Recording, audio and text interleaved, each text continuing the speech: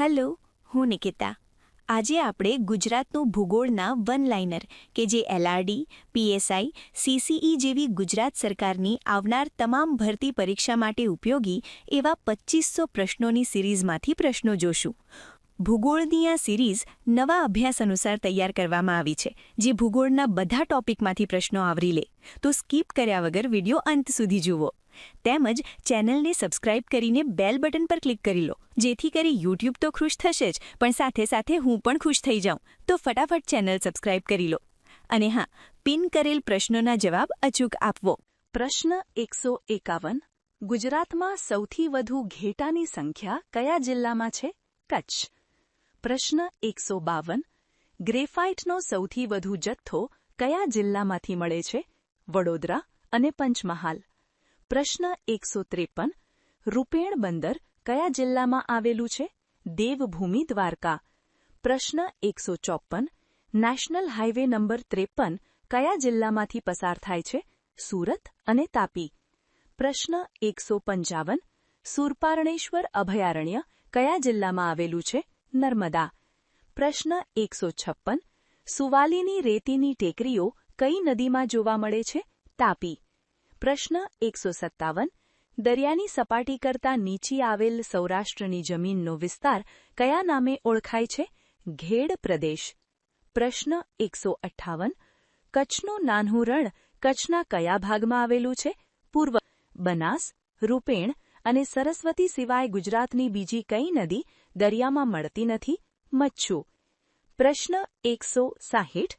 મેંગ્રોવના જંગલો ક્યાં જોવા મળે છે? સૌરાષ્ટ્ર અને કચ્છના દરિયાકાંઠાના વિસ્તારોમાં. પ્રશ્ન 161. બેસર જમીન કયા જિલ્લામાં આવેલી છે? ખેડા અને આણંદ. પ્રશ્ન 162. અકીકનો સૌથી વધુ જથ્થો ક્યાંથી મળે છે? ભરૂચ જિલ્લાના ઝઘડિયા તાલુકામાં. પ્રશ્ન 163. બળવંત સાગર બંધ ક્યાં આવેલ છે? સુથરી, કચ્છ જિલ્લામાં. પ્રશ્ન 164. થરપારકર ઓલાદની ગાયોનો ઉછેર કયા જિલ્લામાં થાય છે? કચ્છ. પ્રશ્ન 165. સિદ્ધ સિમેન્ટ ફેક્ટરી કયા જિલ્લામાં આવેલી છે? ગીર સોમનાથ. પ્રશ્ન 166. ઓક્સિજનનું ઉત્પાદન કરતી ગુજરાત ઓક્સિજન લિમિટેડ કંપની ક્યાં આવેલી છે? લીંબડી, જિલ્લો સુરેન્દ્ર. પક્ષીઓ માટેનું વિક્ટોરિયા પાર્ક કયા જિલ્લામાં આવેલું છે? ભાવનગર. પ્રશ્ન 168. ગુજરાતમાં તમાકુની અનુકૂળ જમીન કયા જિલ્લાઓમાં આવેલી છે? ખેડા, ચરોતર પ્રદેશ. પ્રશ્ન 169. ગુજરાતમાં તળાવો દ્વારા સિંચાઈ કયા જિલ્લાઓમાં વધુ થાય છે?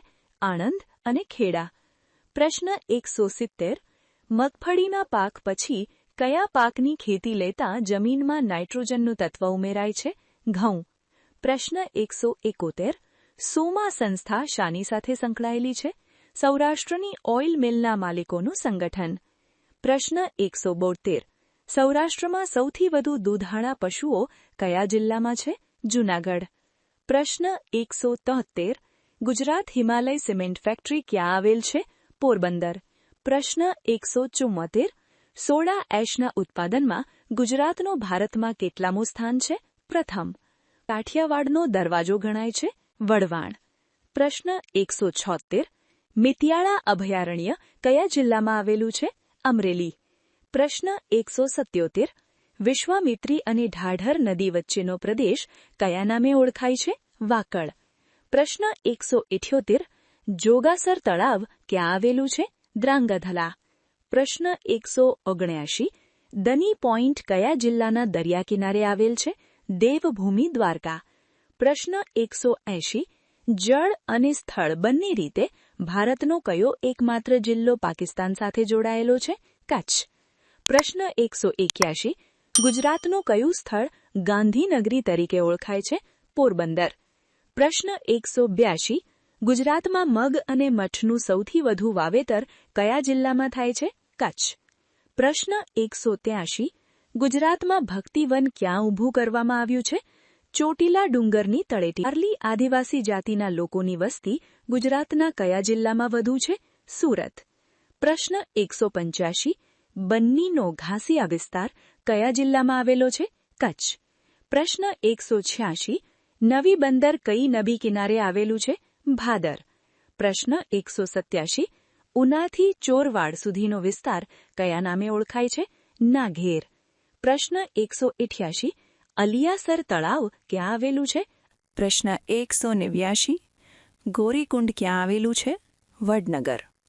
પ્રશ્ન 190. ઉડવાડા કઈ નદી કિનારે આવેલું છે? કોલક. પ્રશ્ન 191. પૂર્વ પશ્ચિમ કોરિડોર ગુજરાતના કયા શહેરથી શરૂ થાય છે? પોરબંદરથી. પ્રશ્ન 192. વાસ્મો સંસ્થા ક્યાં આવેલી છે? આણંદ. પ્રશ્ન 193. ગુજરાતમાં ઘઉંનું સૌથી વધુ વાવેતર કયા જિલ્લામાં થાય છે? જામનગર. પ્રશ્ન 194. ગુજરાતમાં સૌથી વધુ શહેરીકરણ કયા જિલ્લામાં થયું છે? સુરત. પ્રશ્ન 195. અમૂલ ડેરીની સ્થાપના ક્યારે થઈ હતી? 1946. પ્રશ્ન 196. ગુજરાતમાં તળાવો દ્વારા સૌથી વધુ સિંચાઈ કયા જિલ્લાઓમાં થાય છે? ખેડા અને આણંદ. પ્રશ્ન 197. શેત્રુંજી નદીની લંબાઈ કેટલા કિલોમીટર છે? 160. પ્રશ્ન 198. ખોખરનો ડુંગર કયા જિલ્લામાં આવેલો છે? ભાવનગર. પ્રશ્ન 199. ધુનરિયા ટાપુ કઈ નદીના મુખ પ્રદેશમાં આવેલ છે? નર્મદા. પ્રશ્ન 200.